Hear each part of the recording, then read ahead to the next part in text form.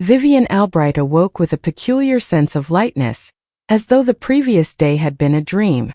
Her snow-white dress was still draped over the chair, and 2 wedding bands, hers and Marcus, rested on the nightstand.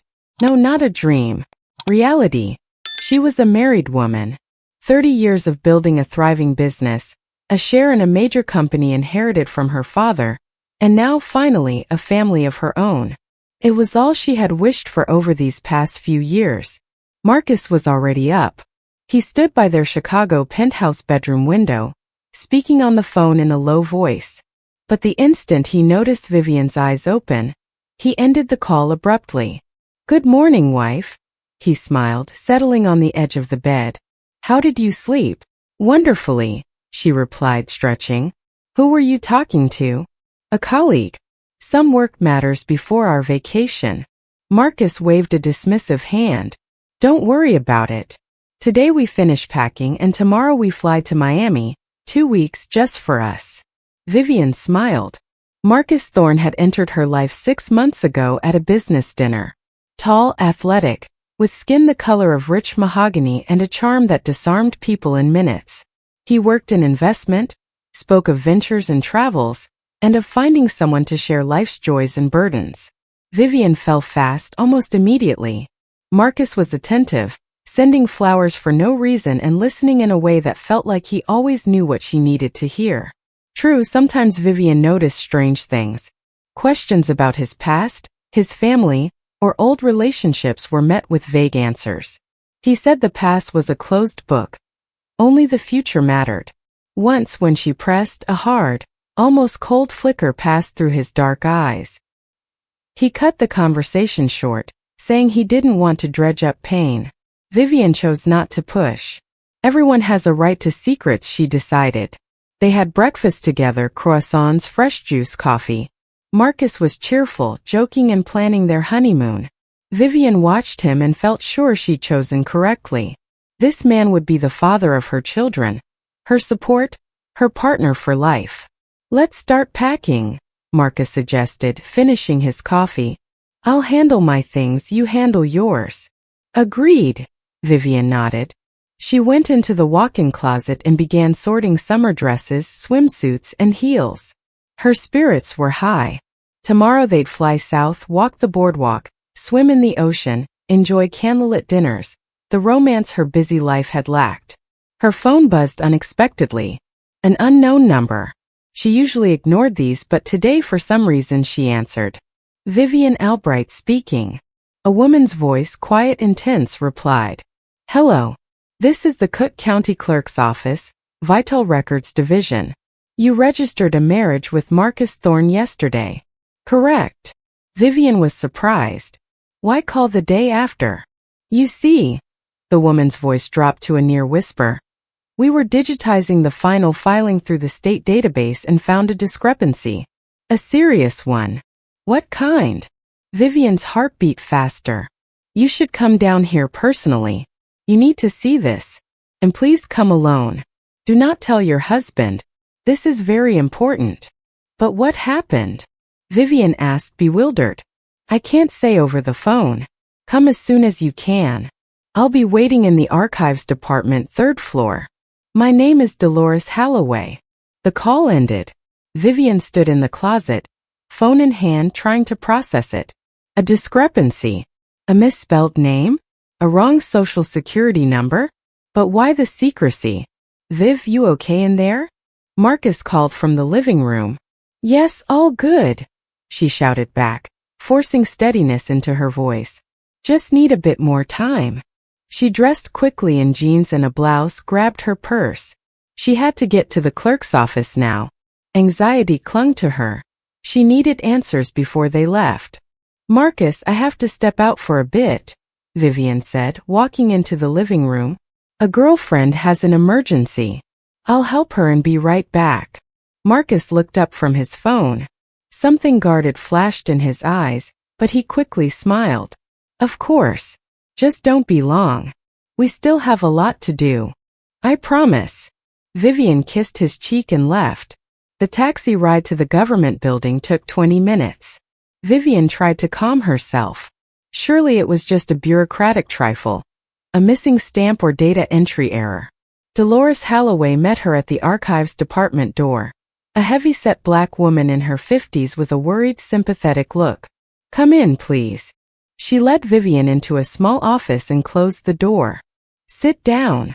Miss Holloway took a seat opposite her and pulled several printed sheets from a drawer. "Mrs. Albright, what I'm about to show you will be a shock," she began quietly. "Yesterday, after your ceremony, we sent the data to the Central State Registry. We received an automatic conflict notification.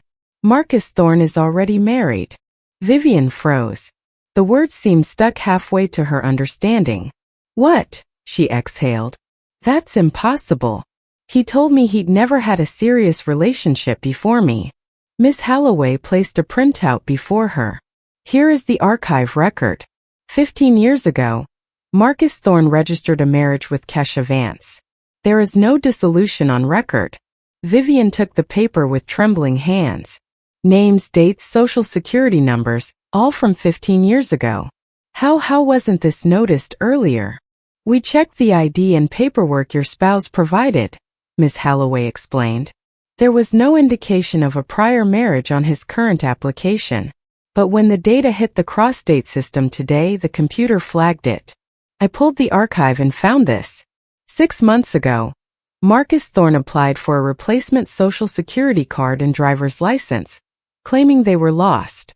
New ones were issued. He did not report being married, so the link to Kesha wasn't visible locally until the deep search." "He hid it," Vivian whispered. "Formally, yes. And legally, this has consequences. Your marriage yesterday is void under state law. You cannot enter a new marriage if one spouse is already in a registered union." The room seemed to swim. She wasn't married. The wedding, the dress, the vows, all of it was emptiness, a fiction. But where is this Kesha? Why didn't they divorce? "I don't know," Miss Holloway replied. "But there's something else. I checked public records for Kesha Vance. After marrying your husband, her trail vanishes.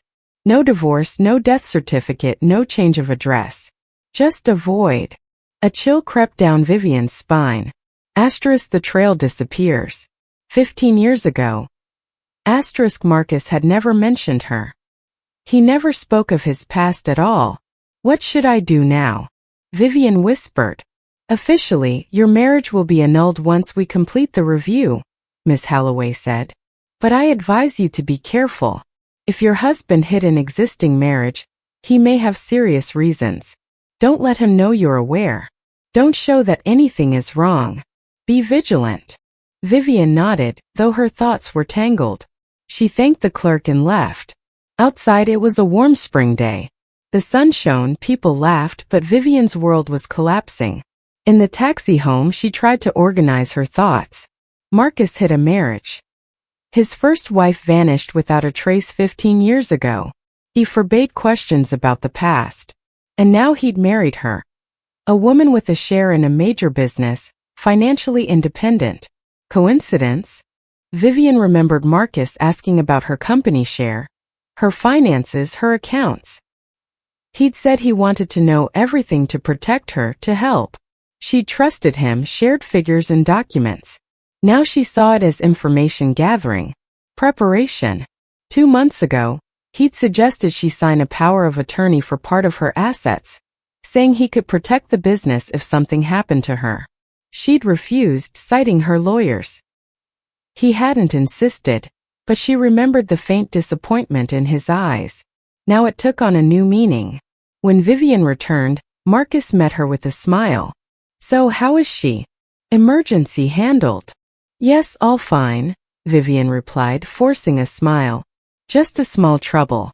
We solved it." "Excellent. Then let's finish packing. Tomorrow this time we'll be in Miami."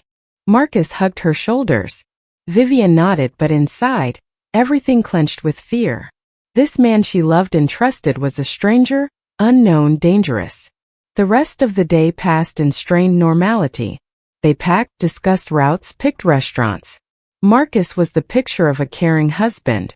Vivian played the happy wife, but every touch now repelled her.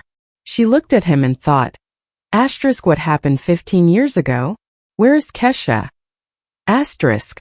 That night Vivian couldn't sleep. Marcus breathed evenly beside her.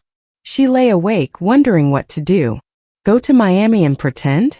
Or refuse and risk his suspicion? Miss Holloway had warned, don't show that you know. The next morning they flew to Miami. On the plane Marcus held her hand, kissed her temple, made plans. Vivian smiled and nodded while panic grew inside. She was alone with a man who might be involved in his first wife's disappearance, far from friends and family. At the hotel, they were greeted with champagne and fruit. The suite was luxurious, overlooking the ocean.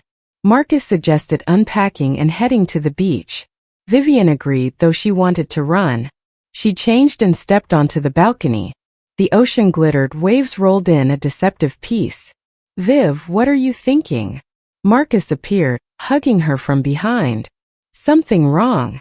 No, everything's wonderful, she replied, keeping her voice steady. Just tired from the travel. I'll rest. You go down to the front desk and ask about excursions. Marcus kissed her neck and left. As soon as the door closed, Vivian grabbed her phone. She needed help. She dialed her childhood friend, Elijah Eli Brooks.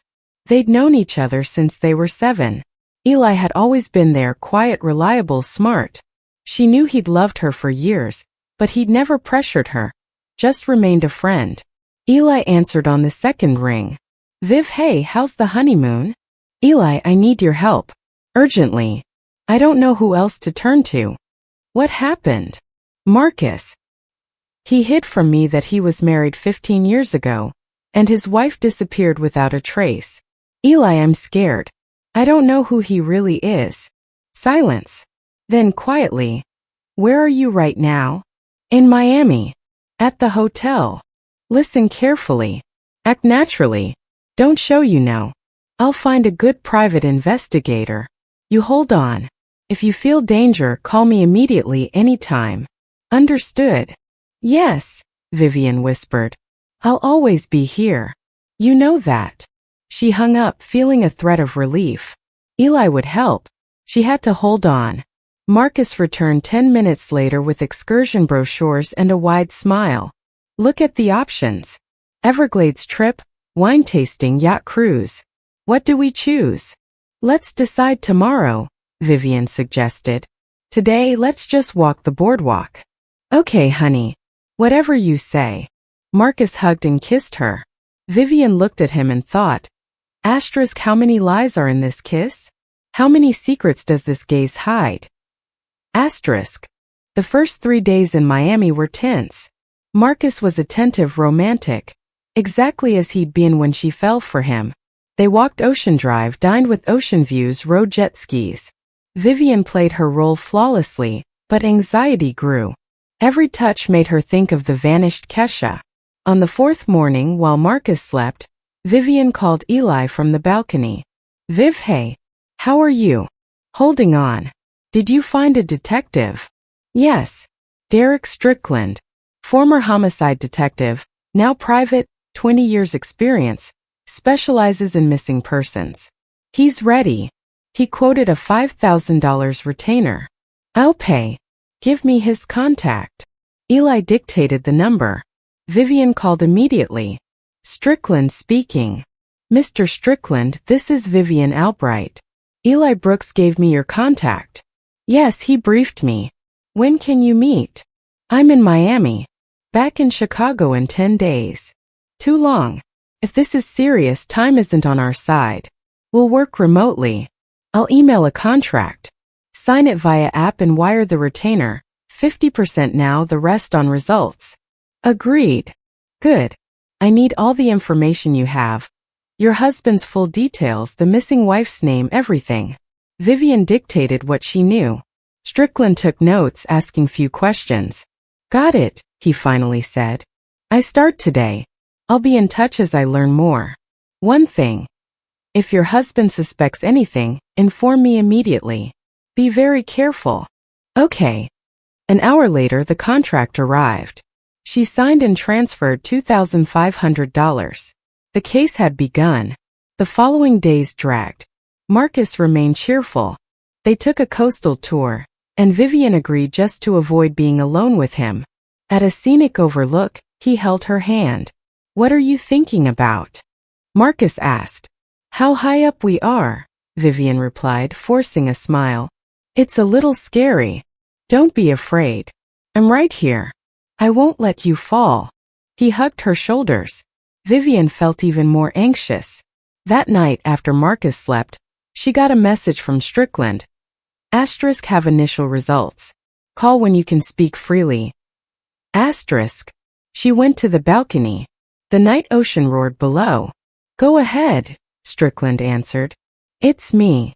What did you find?" "A lot. 15 years ago, your husband lived in Oak Park, a 2-story house with a basement. A year and a half after Kesha's disappearance, he filed a permit to remove the basement from the technical plans, cited structural instability, said the room was sealed."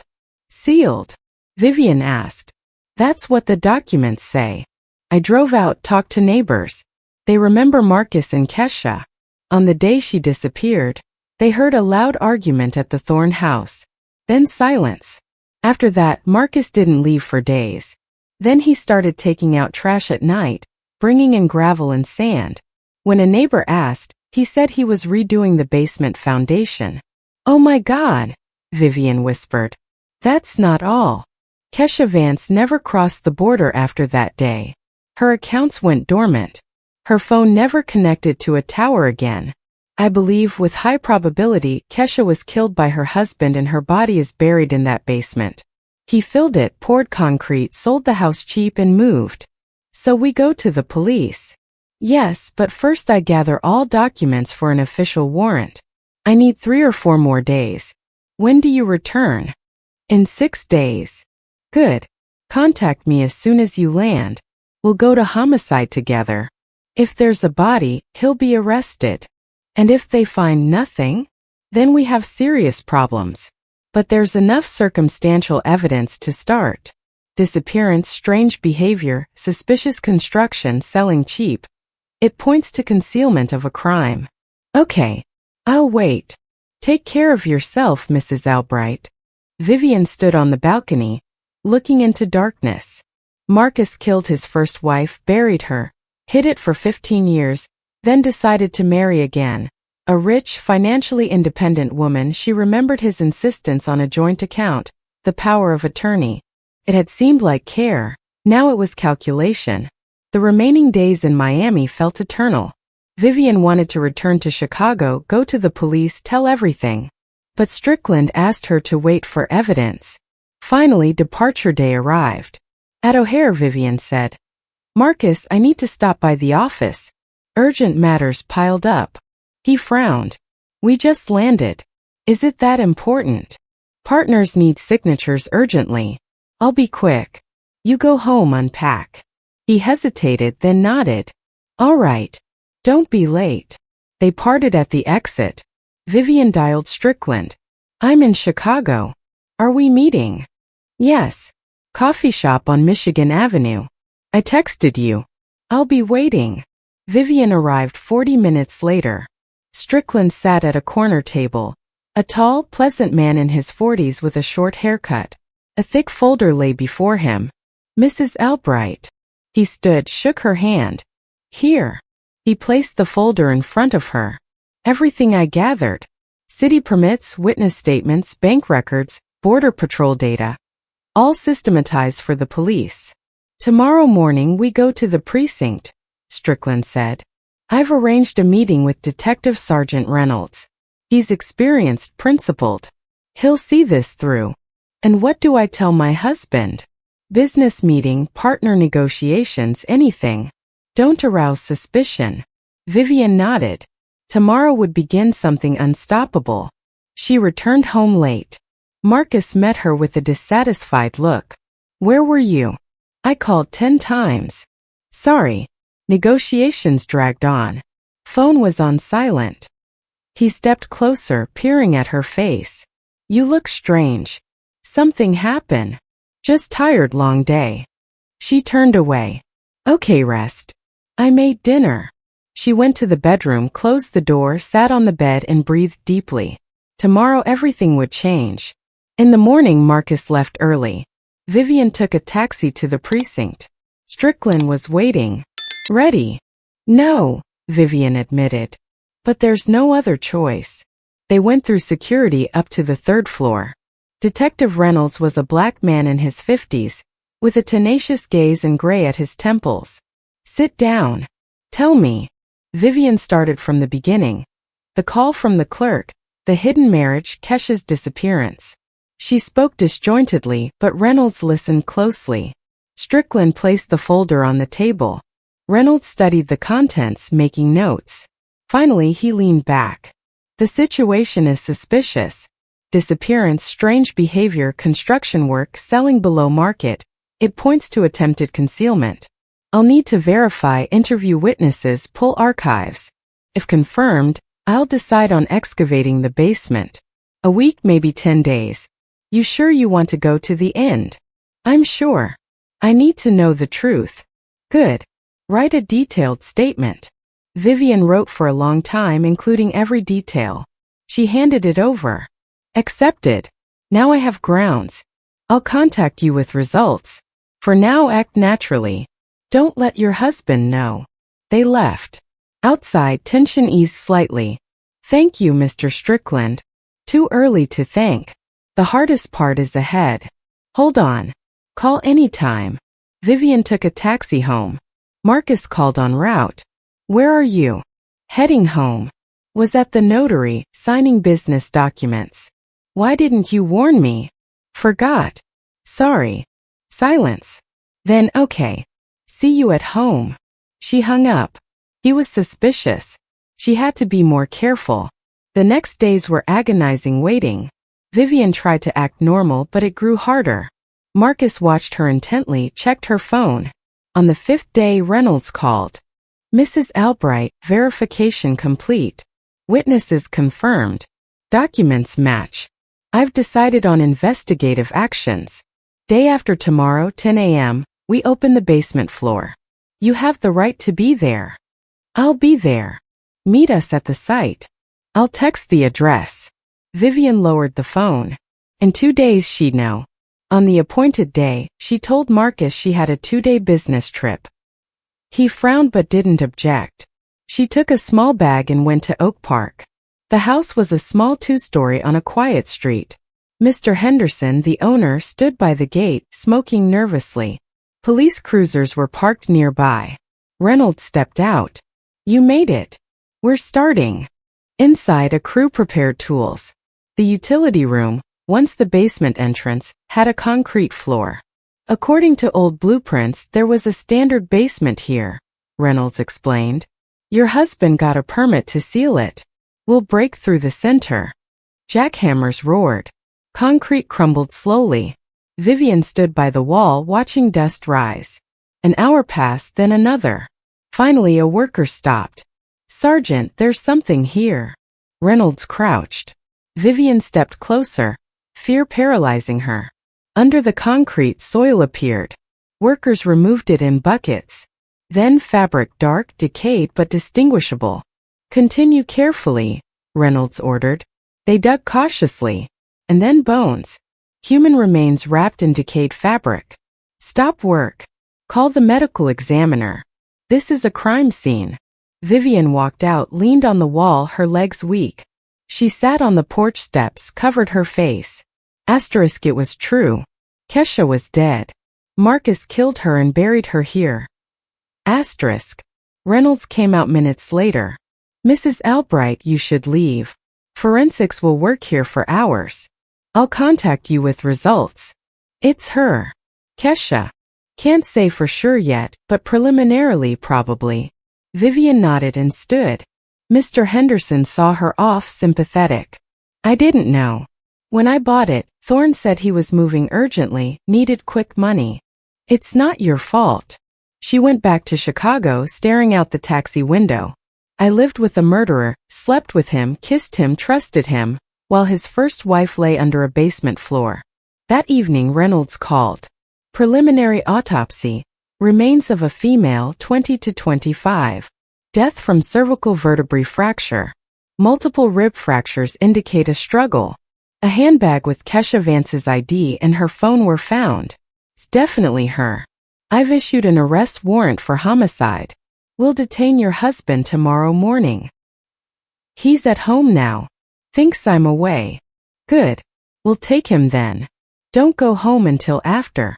You have a place to stay. Yes. I'll contact you when it's done. Vivian called Eli. He picked her up immediately.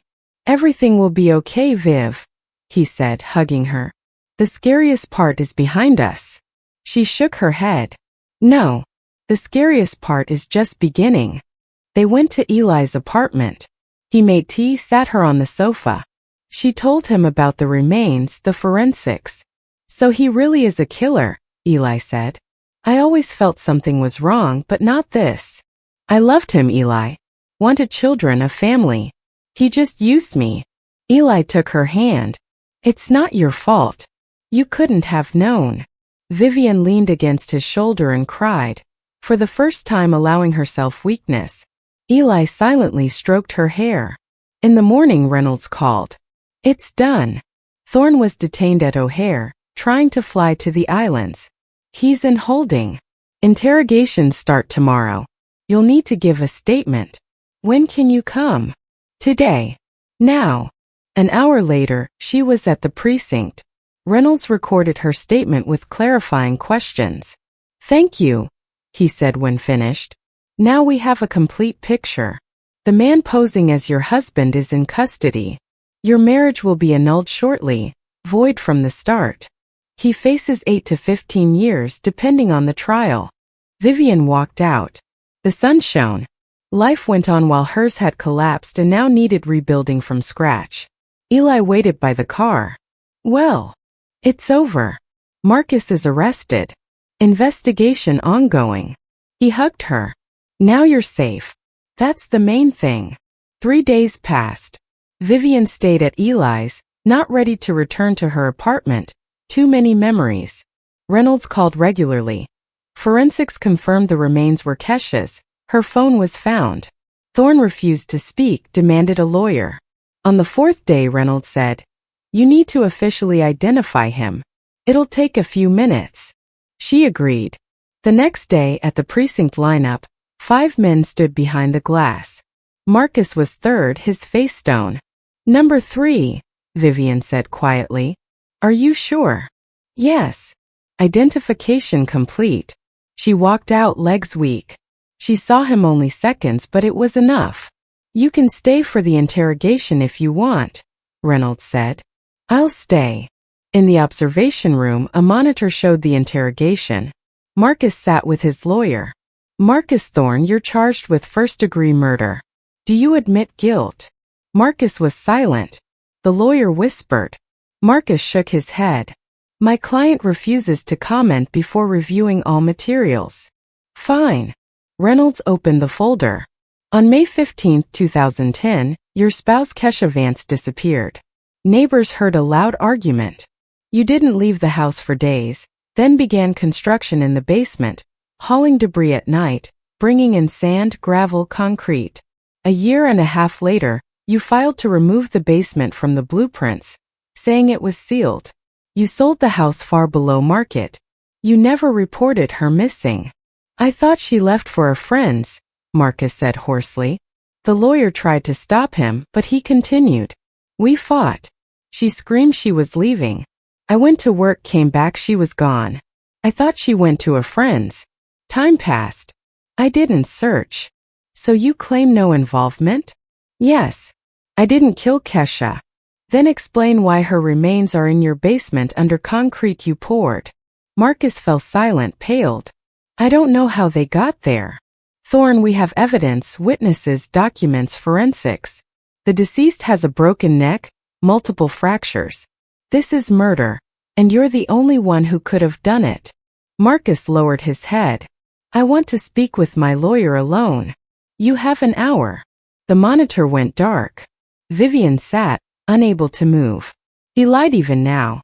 An hour later, interrogation resumed. Marcus looked defeated. Thorne, ready to give a statement? He nodded. Yes. The truth. We argued that evening.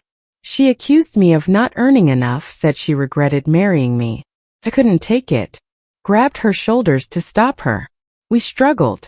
She fell, hit her head on the table edge. I didn't mean to kill her. It was an accident. An accident? She has a broken neck and 5 broken ribs. Forensics say the neck fractures were from directed force, not a fall. Marcus covered his face. Fine. I choked her. When she fell, I panicked. Thought she'd tell the police, they'd lock me up. I grabbed her neck, forced her down. Pressed. Maybe broke something. She stopped breathing. I realized what I'd done, but it was too late. I moved the body to the basement, wrapped it, buried it, covered it with sand and gravel, poured concrete. Thought no one would ever know. Sold the house later, moved, started over. Then I met Vivian. She's rich, beautiful, trusting, the perfect victim. I planned to access her money. And then? Get rid of her like the first wife. I didn't plan that. I just wanted money. Thorne, your statement is recorded. You've admitted guilt. It's a mitigating factor but doesn't erase the punishment. You face a long sentence. Marcus dropped his head into his hands. The interrogation ended. Vivian walked out, tears wetting her face. Eli caught up. Viv, wait. He confessed, Eli. He choked her with his bare hands, buried her like trash. Eli hugged her. It's horrible. But now it's over. He won't hurt anyone else. The next day, Dolores Holloway called. Mrs. Albright, officially, your marriage to Marcus Thorne is annulled. Deemed void from registration. All records are deleted. Thank you. Officially, this page was closed. But the wound in her soul would remain. 3 weeks passed. Marcus awaited trial. Vivian returned to her apartment, threw out all his things, rearranged furniture, bought new pieces, erasing his presence. Eli came daily, supported her, simply was there. Thank you, Vivian said one evening. Without you, I wouldn't have made it. I'll always be here. However long it takes. I'll wait until you're ready to live again. I don't know if I can ever trust again. Don't rush. Everything in its time. She nodded. Ahead was the trial. A long road to recovery. But she knew she'd manage because next to her was someone who'd never betray her. The trial was set for late autumn. Vivian immersed herself in work, but nightmares came. Kesha, the remains, Marcus's hands. Eli came every evening. They sat silently, drank tea, talked about anything but Marcus. She appreciated his silent presence. A week before the trial, Reynolds called. Process starts Monday, November 10th, 10 a.m. Cook County Criminal Court, Room 302. Come early. There might be press. I'll be there. Eli said. I'll go with you. You shouldn't be alone. Thank you. I need the support. The day arrived. Journalists crowded the courthouse. Eli shielded her as they entered. Reynolds met them by the courtroom. Mrs. Albright, go on in. Starts in 10 minutes. They sat in the front row. The hall filled. Marcus was led in handcuffs and a jumpsuit. He scanned the room, his eyes meeting Vivian's, cold, empty. She turned away, feeling sick. All rise. The judge entered. Case versus Marcus Thorne. Defendant, how do you plead? Guilty, Marcus said hollowly. I killed Kesha Vance 15 years ago. A whisper ran through the hall. Describe the circumstances. Marcus told the story, monotone, emotionless. The fight, the choking, the concealment. How he'd met Vivian, planned to access her money. Vivian listened, everything inside clenching. Eli held her hand tightly. The judge asked for positions. The prosecutor requested 15 years maximum security. The defense argued heat of passion, requested minimum. The court recessed. An hour later they returned. The judge read the verdict, describing the crime, evidence, lack of remorse. The court sentences Marcus Thorne to 15 years imprisonment in a maximum security correctional facility. Term effective immediately. Case closed. Marcus was led away, stone-faced. Vivian sat, unable to move. 15 years. It's all over, Eli said quietly. Now it's truly over. They walked out past journalists. In the car, Vivian finally broke down crying. Eli held her, saying nothing. Months passed. Life gradually improved. Work resumed its rhythm. Vivian saw friends, traveled. Wounds healed slowly. Eli remained nearby, never speaking of his feelings, demanding nothing. One spring evening they sat on her balcony drinking wine. Eli told a funny work story and Vivian laughed, truly for the first time in so long. "Eli," she said suddenly, "why did you stay after everything? Why didn't you leave?" He smiled. "Because I love you. Loved you since I was 17. I can't do otherwise. I waited. And I'll wait as long as it takes." Vivian looked at him. This man had loved her his whole life, silently, patiently, faithfully. He'd been there in the darkest days. And she realized she loved him too, differently. Quietly, deeply, reliably. "Eli," she said softly, "I'm ready to try. If you still want to." He took her hand, kissed it. "Of course I want to." They started dating slowly, cautiously. Vivian learned to trust again. A year later, Eli proposed. No pomp, just a quiet question one evening. "Viv, marry me. I promise I'll always be there. You'll never regret it." Vivian smiled. Yes. They married quietly, close friends and family only. A simple white dress, a light suit, vows to be together in joy and sorrow. After the guests left, they sat holding hands. "You know," Vivian said thoughtfully, "I've thought a lot about what happened, Marcus, Kesha, the whole nightmare. Life saved me in time. If not for that call from the clerk's office, I'd never have known. And who knows how it would have ended. You're strong. You handled it." "No. We handled it. You helped me. I couldn't have without you." Eli hugged her. "Now everything will only be good. I'll be near all my life. I promise." Vivian leaned into him. And somewhere far away behind prison walls sat a man who'd tried to destroy her life. But he'd lost.